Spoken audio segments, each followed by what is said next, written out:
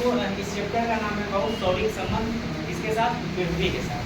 तो मान लो ये पृथ्वी लेके चलते हैं और ये पृथ्वी सूर्य, ये जो चक्कर लगाएगा इसका कैसे लगाएगा, हमेशा इस तरह से पश्चिम से पूरब की ओर लगाता है, इस ओर लगाएगा वो पश्चिम से पूरब की ओर। तो ये जो चक्कर लगाता है इसको कहते हैं, जब सबसे दूर रहेगा उसको कहेंगे बाबू सौर, अपसौर यानी एपी हीलियन, ठीक है। दूर वाला को क्या कहेंगे, एपी हीलियन यानी अपसौर। ये घटना कब होती है, 4 जुलाई को। उस दिन दूरी कितना होगी, 15.21 करोड़ किलोमीटर। और नजदीक वाला दिन को क्या कहेंगे बाबू, उपसौर पेरीहिलियन, कब होगा, 3 जनवरी 14.70 करोड़ किलोमीटर, ठीक है। इसके बाद इसमें ये कौन चीज याद रखेंगे बाबू, ये जो ऐसे करके घूमता है इसको क्या कहते हैं, ये जो घूमता है उसको कहते हैं बाबू परिक्रमण, उसको क्या कहते हैं, परिक्रमण। उसी के कारण मौसम परिवर्तन होता है। जो आपका मौसम परिवर्तन होता है, याद रखेंगे, अभी गर्मी आएगी, फिर बरसात आएगा, फिर ठंडी आएगा, वो परिक्रमण के कारण होता है। और इसका जो अपने अक्ष पे जब घूमेगा, अपने अक्ष पे जब घूमता है उसके कारण याद रखेंगे दिन रात होता है, उसको कहते हैं परिभ्रमण। तो क्या बोला जाता है, परिभ्रमण, ठीक है। जो अपने अक्ष पे घूमेगा उसको परिभ्रमण, ठीक। और परिक्रमण किसको कहेंगे, जब ऐसे करके सूर्य की चक्कर लगाएगा, जो 365 दिन 6 घंटा मोटा मोटी लेके चलते हैं उसमें लगाता है, ठीक है। इसके बाद याद रखेंगे बाबू, अब आते थोड़ा सा यहाँ क्या आते हैं, ये मान लो एक प्रकार का पृथ्वी है, ठीक है। तो पृथ्वी में याद रखें ग्लोब की जब ऐसे ही से लाइन खींचा रहेगा ऊपर से नीचे, बोले तो उत्तर से दक्षिण की ओर, ठीक है। उसको क्या कहते हैं, तो उसको बाबू कहते हैं देशांतर, उसको क्या कहते हैं, देशांतर। और जब नीचे से यानी ऐसे ही से रहेगा बाबू, पूरब से पश्चिम जो जलेबी ऐसे ऐसे छानते हैं, पूरब से पश्चिम में उसको क्या कहते हैं, अक्षांश।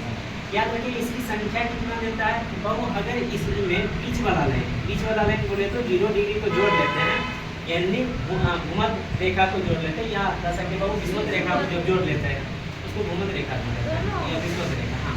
इसको जब जोड़ लेते हैं तब इसकी संख्या हो जाती है बाबू, याद रखेंगे 181। कितनी हो जाती है, 181। अगर इसको छोड़ के इधर गिनेंगे तब 89, और इधर गिनेंगे तो बाबू 89। और याद रखेंगे टोटल रेखा, ठीक है। ई लाइन को बस छोड़ दीजिएगा, यहाँ से यहाँ तक गिनिएगा तो उसकी संख्या कितना हो जाएगी, 189। तो सबका अलग अलग आंसर याद रखेंगे। ये दोनों जो अक्षांश है इसके बीच की दूरी को कितनी रहती है, दो अक्षांशों के बीच की दूरी 111 किलोमीटर, ठीक है।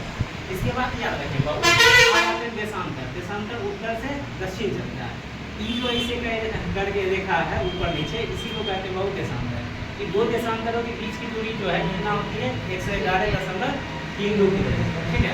एक चीज इसमें याद रखेंगे, इससे क्या पता चलता है, आपका समय और स्थिति का पता चलता है कि अभी देखिए घड़ी में कितना बजा है, इसके बारे में पता करेंगे तो किससे, देशांतर से पता करेंगे। अभी हम कहाँ खड़े हैं इसके बारे में पता करेंगे किससे, याद रखेंगे देशांतर से पता करेंगे, ठीक है। तो ये घटना इससे। इसके बाद हम इस लाइन को देखते हैं, ठीक है। देखिए ये पृथ्वी पर कुछ काल्पनिक रेखाएं खींची गई हैं, ठीक है। जो बीचों बीच रेखा काटती है, पृथ्वी के 2 भागों में काटती है, उसको कहते हैं, याद रखिए बाबू विषुवत रेखा या 0 डिग्री अक्षांश, ठीक है। तो यहाँ से 0 डिग्री से ऊपर जब चलेंगे उत्तर की ओर 23.5 डिग्री, इस रेखा का तो बाबू कर्क रेखा, और 23.5 डिग्री दक्षिण की ओर चले जाएंगे, इसको कहते हैं बाबू मकर रेखा, ठीक है। कर्क रेखा 23.5 डिग्री उत्तर और मकर रेखा याद रखें 23.5 डिग्री दक्षिण। तो ये लाइन याद रखिए, ये कितने देशों से गुजरती है इसके बारे में हम वहाँ पे आगे चर्चा करेंगे उस बोर्ड पे, ठीक है। उससे पहले यहाँ आते हैं बाबू, जैसे याद रखिएगा कि इस लाइन पे साल में 2 बार सूरज एक जगह पड़ता है, यहाँ यानी या कह सकते हैं विषुवत रेखा पे 12 घंटा का दिन और 12 घंटा का रात होता है, ठीक है। तो वो किस दिन होता है 12 घंटा का दिन 12 घंटा का रात, याद रखिएगा वो 23 सितंबर और 21 मार्च को, ठीक है। 23 सितंबर 21 मार्च को ये अच्छे से समझते हैं किस तरह से, तो याद रखिए बाबू 23 सितंबर और 21 मार्च की डेट को आपको ध्यान में रखना पड़ेगा। यहाँ से जैसे अभी हम इस लाइन पे मान लेते हैं सूरज है, सपोज दैट अभी मान लेते हैं कि सूरज कहाँ है, यहाँ, ठीक है, बोले तो मकर रेखा पे। तो 23 सितंबर के बाद 24 सितंबर से ये किधर को कूच करना स्टार्ट कर देगी, तो याद रखिए बाबू विषुवत रेखा, ठीक है। फिर ऊपर से नीचे आएगी 21 मार्च से, फिर नीचे की ओर आना स्टार्ट करेंगे। देखते होंगे आपका ठंडी दिन में 22 दिसंबर के बाद दिन से हम बढ़ना स्टार्ट हो जाता है, तो हम लोग कहते हैं बड़ा दिन हो गया, ऐसा चीज़ को सुनते होंगे। यही चीज याद रखेंगे। मार्च में दिन यहाँ से इधर जैसे ही आना स्टार्ट होता है, देखिए सूरज अपने तरफ जैसे आना स्टार्ट हुआ, सूरज का गर्मी स्टार्ट हुआ है, देखते हैं कितना हैवी गर्मी है। इसका मेन कारण है सूरज क्या कर रहा है, अपने नजदीक यानी यहाँ से बाबू चल दिया है, इस रेखा से ऊपर की ओर चल गया। कब से चल दिया था बाबू? 23 सितंबर को। इस रेखा पे कब पहुँचेगा? 21 मार्च को इस रेखा पे पहुँच गया। अब यहाँ से फिर वापस जाना स्टार्ट कर दिया, किधर जाना स्टार्ट कर दिया है, तो याद रखेंगे मकर रेखा की। तो याद रखिएगा बाबू पूरा जो पृथ्वी है उसमें ये दोनों लाइन के बीच जितना देश आता है उनको कर्क रेखा और मकर रेखा के बीच जितना भी देश आएगा उस पर सूरज जो है साल में 2 बार सिर पे चमकेगा। इतना याद रखिए, पूरा यहाँ पे चमकेगा, आपका छाया 0 बनेगा, यानी कि शैडो बन ही नहीं सकता है। ठीक है, याद रखिएगा इससे साल में 2 बार। इसके अलावा ऊपर चढ़े या नीचे चढ़े उसमें बाबू आपका शैडो बनता है, लेकिन याद रखिए नीचे सिर के ऊपर नहीं चलता। तो यही चीज़ याद रखिए बाबू संक्रांति। ठीक है, संक्रांति 2 होता है, 21 जून और एक बाबू याद रखेंगे 22 दिसंबर। अब 21 जून जैसे हम लोग करते हैं उत्तरी गोलार्ध में, बाबू इस साइड एरिया करते हैं उत्तरी गोलार्ध, इस साइड एरिया करते हैं दक्षिणी गोलार्ध। हम लोग उत्तरी गोलार्ध में पढ़ते हैं। देखिएगा 21 जून को याद रखिएगा सबसे बड़ा दिन होता है उत्तरी गोलार्ध में, सबसे बड़ा दिन 21 जून को, और सबसे छोटा दिन कब होगा बाबू? 22 दिसंबर को। उत्तरी गोलार्ध में सबसे छोटा दिन कब? 22 दिसंबर, बड़ा दिन 21 जून।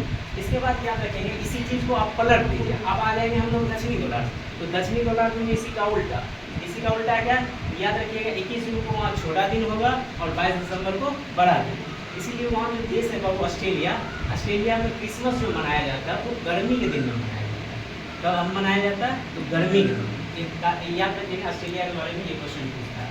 अब इसके बाद बाबू समझ लो ये सूरज के बारे में, जैसे सपोज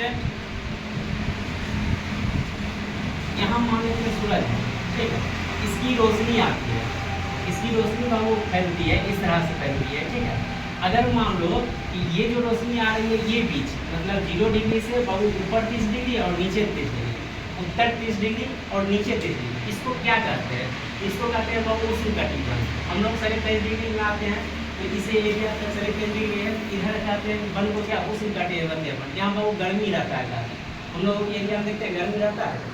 इसके बाद याद रखेंगे यही छाया यहाँ पड़ेगा मतलब 30 डिग्री से 45 डिग्री के बीच, इसको कहते हैं उपोष्ण कटिबंध। इस नाम से जानेंगे उपोष्ण कटिबंध। इसके बाद याद रखिएगा फिर यहाँ से 45 डिग्री से 66 डिग्री तक, 45 से 66 डिग्री तक या उत्तर जाए या दक्षिण जाए उससे कोई बात नहीं, उसको क्या कहेंगे बाबू? शीतोष्ण कटिबंध। उसको क्या कहेंगे? शीतोष्ण। 45 डिग्री से 66 डिग्री उसको कहेंगे शीतोष्ण कटिबंध। इसके बाद लास्ट आता है बाबू ये ध्रुवीय, यहाँ बाबू रहता है उत्तरी ध्रुव, यहाँ रहता है दक्षिणी ध्रुव। ठीक है, तो ये 66 डिग्री से जब जाएंगे हम लोग 90 डिग्री तक, 66 डिग्री से 90 डिग्री तक उस एरिया को क्या करेंगे बाबू? ध्रुवीय कटिबंध। ठीक है, तो ये कटिबंध है बाबू 1, 2, 3, 4 प्रकार के कटिबंध आपको याद रखना है। ठीक है, इसी से आप समझ सकते। एक और चीज़ जैसे कहते हैं बाबू टाइम जोन। ठीक है, टाइम जोन ये पूरा पृथ्वी है, पूरा पृथ्वी को याद रखें बाबू 24 टाइम जोनों में विभाजित किया गया है।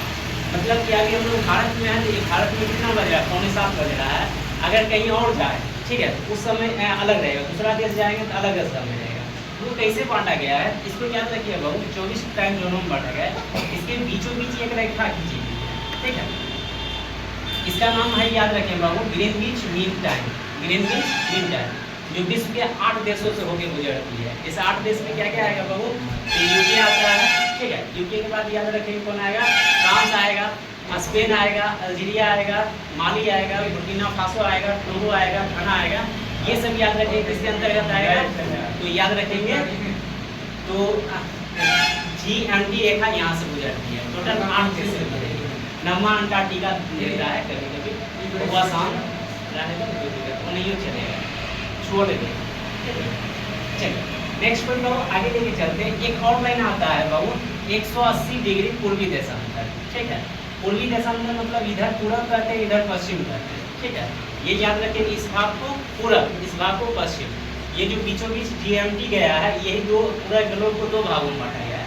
इधर का देश को कहेंगे पूर्वी देश, इधर का देश को कहेंगे बाबू पश्चिमी देश। ठीक है, ये याद रखें बाबू अंतर्राष्ट्रीय तिथि रेखा।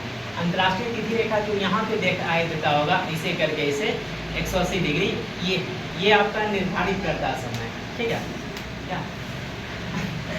चलिए याद रखेंगे ये चीज़, हंसा देते हैं ना। चलिए कोई बात नहीं, छोड़ दें। अब हम याद रखिएगा इसमें और कोई यहाँ पे हम लिखे हैं सूर्य ग्रहण कब लगता है, चंद्र ग्रहण कब लगता है, ठीक है, इसके बारे में यहाँ पर कोई लिखे हैं। और ये बोलना भूल गए, ठीक है, मजा बना रही है, हंसी लग जाएगा।